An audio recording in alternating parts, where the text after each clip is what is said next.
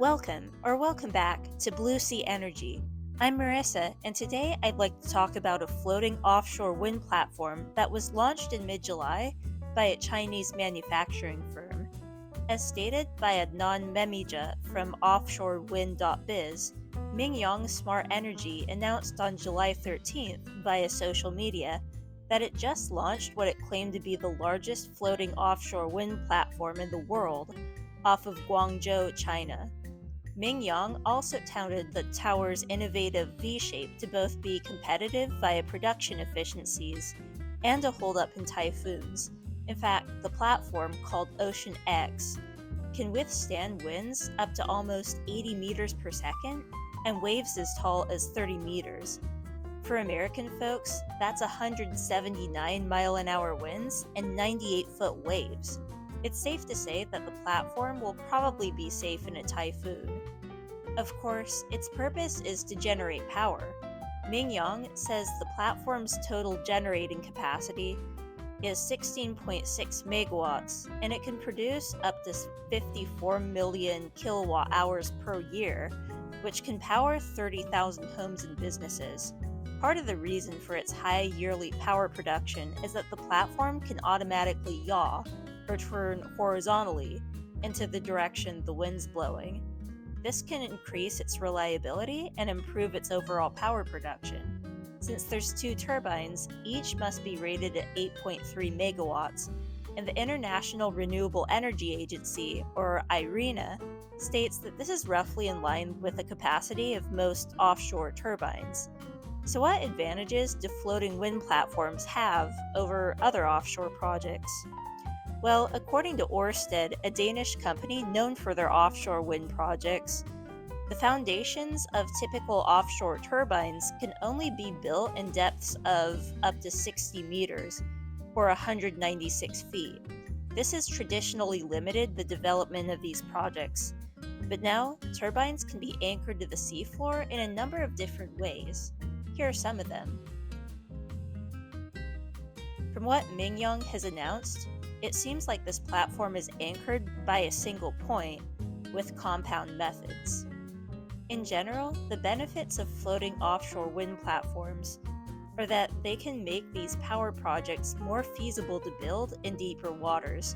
Per Ørsted, places that turbines with seabed fixed foundations can't be built, like the coasts of California and Japan, can now see the benefits of offshore wind generation with platforms.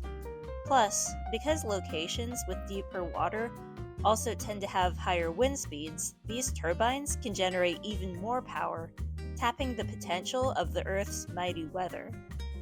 There's also the benefit of jobs. Ørsted estimates that a 1 gigawatt seabed fixed project can create 18,400 jobs in development, construction, operation, and decommissioning. And it projects similar figures for floating platform-based wind projects too.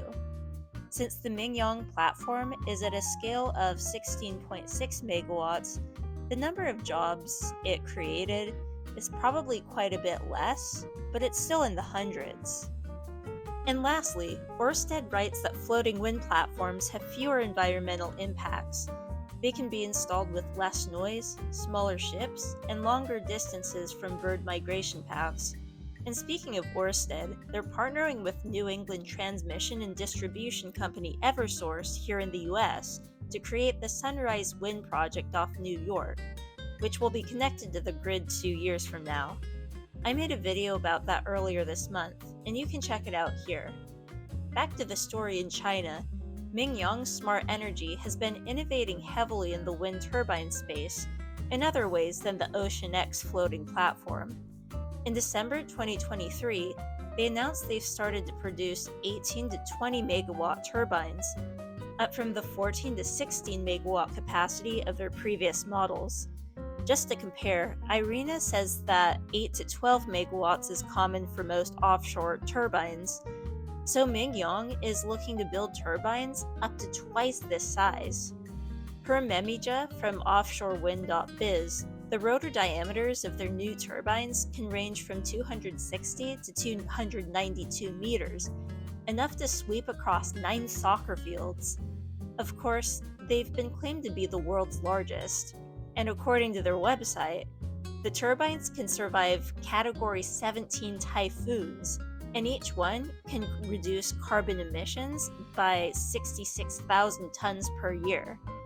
In the future, Mingyang plans to design 22 megawatt turbines, starting this year or the next. It'll be interesting to see if and when other companies catch up, and how they'll compete. Thanks everyone for watching this video, and a special thank you to my subscribers. If you'd like to subscribe, please feel free to click the subscribe button below the video or the Blue Sea Energy logo on the bottom right. And please don't forget to like this video and click the bell for notifications too. Plus, I made a video about a successful proof of concept test in real life for vehicle-to-grid technology, and you can check it out on the bottom left corner. Of course, I hope you all have a great day and stay positive.